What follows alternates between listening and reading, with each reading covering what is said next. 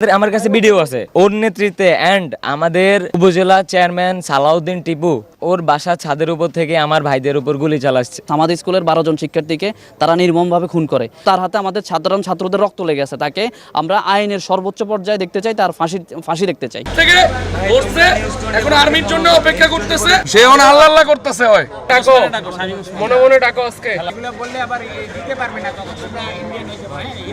আমরা যাকে ধরেছি ওর নাম হচ্ছে হুমায়ুন কবির পাটোয়ারি। ও হচ্ছে লক্ষ্মীপুর সদর থানা ছাত্র আওয়ামী লীগের সভাপতি।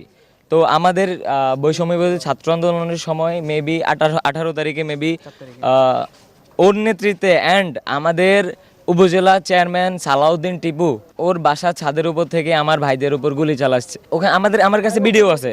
ওখানে শহীদ হয়েছে আমার ভাইরা মোট 12 জন। আমার ফ্রেন্ড ছিল ওখানে, মোট 12 জন শহীদ হয়েছে এখানে। তো আমরা ওকে আজকে আমরা হচ্ছে Bashundhara NSU and IOB UIU আমরা ভাইরা আজকে আমরা টহল দিতেছি বসুন্ধরার ভিতরে। এমন সময় ও আমাদের চোখে ধরা পড়ে এবং ও পালিয়ে যাওয়ার চেষ্টা করে। আমরা ওকে আক্রমণ করে। ওকে আমরা দৌড়ে যাই। ধরার পরে ওকে জিজ্ঞেস করি তোমার হচ্ছে গ্রামের বাড়ি কোথায়। ও বলতেছে এখানে। বলি তোমার এনআইডি কার্ড কোথায়? ওনাকে বলছে হ্যাঁ ওনার আইডি কার্ড কোথায়। উনি বলতেছে না আইডি কার্ড নাই ওনার। তারপর ওনার সাথে আরেকজন ছিল, উনি পালাই গেছে, ওনাকে আমরা ধরতে পারি নাই। তো এ হচ্ছে ঘটনা। আসলে এই লোকটাকে, ওনার নাম হচ্ছে কি জানো পুরো নাম?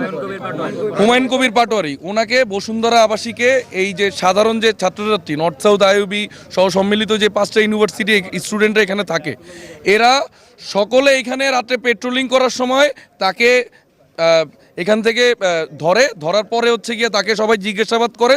তখন সে ছাত্রদের উপরে হামলা করার চেষ্টা করে পালিয়ে যাওয়ার জন্যে। তারপরে সে পালিয়ে যেতে সক্ষম হয় নাই, সবাই তাকে ধরছে এবং আমাদের কাছে ভিডিও ফুটেজ আছে যেখানে হচ্ছে গিয়ে দেখা যাচ্ছে যে সে নিজে গুলি করতেছে এবং হচ্ছে গিয়ে তার আশেপাশে সহকর্মী যারা আছে তারা হচ্ছে গিয়ে তাকে সাহায্য করতেছে এবং তার পরিচয় আমরা নিশ্চিত করছি। আমরা এখনও অপেক্ষা করতেছি সেনাবাহিনীর জন্য।